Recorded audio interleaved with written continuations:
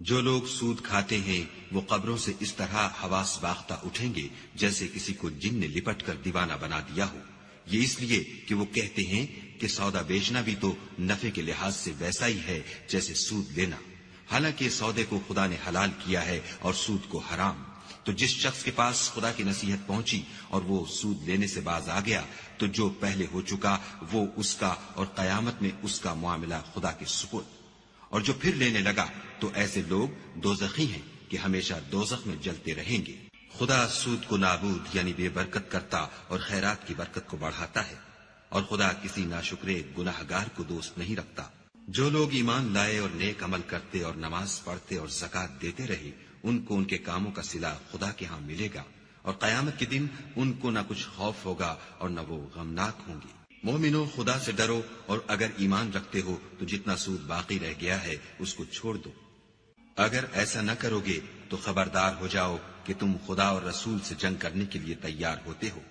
اور اگر توبہ کر لو گے اور سود چھوڑ دو گے تو تم کو اپنی اصلی رقم لینے کا حق ہے، جس میں نہ اوروں کا نقصان اور نہ تمہارا نقصان۔ اور اگر قرض لینے والا تنگ دست ہو تو اسے کشائش کے حاصل ہونے تک مہلت دو، اور اگر زر قرض بخش دو تو وہ تمہارے لیے زیادہ اچھا ہے، بشرطے کہ سمجھو۔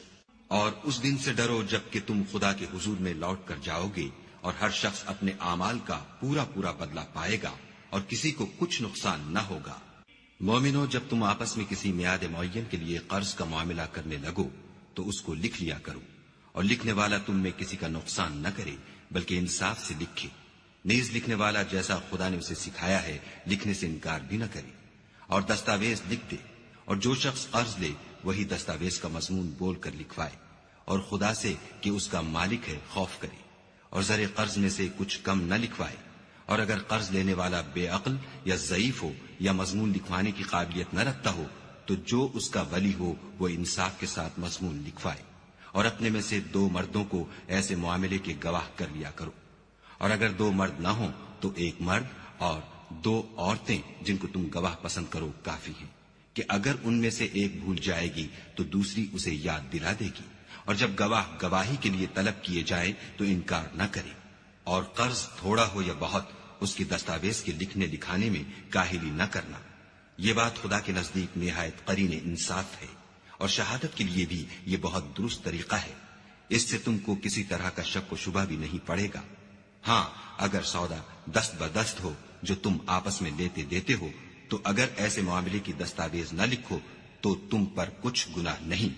اور جب خرید و فروخت کیا کرو تو بھی گواہ کر لیا کرو، اور کاتب دستاویز اور گواہ معاملہ کرنے والوں کا کسی طرح کا نقصان نہ کرے۔ اگر تم لوگ ایسا کرو تو یہ تمہارے لیے گناہ کی بات ہے، اور خدا سے ڈرو اور دیکھو کہ وہ تم کو کیسی مفید باتیں سکھاتا ہے،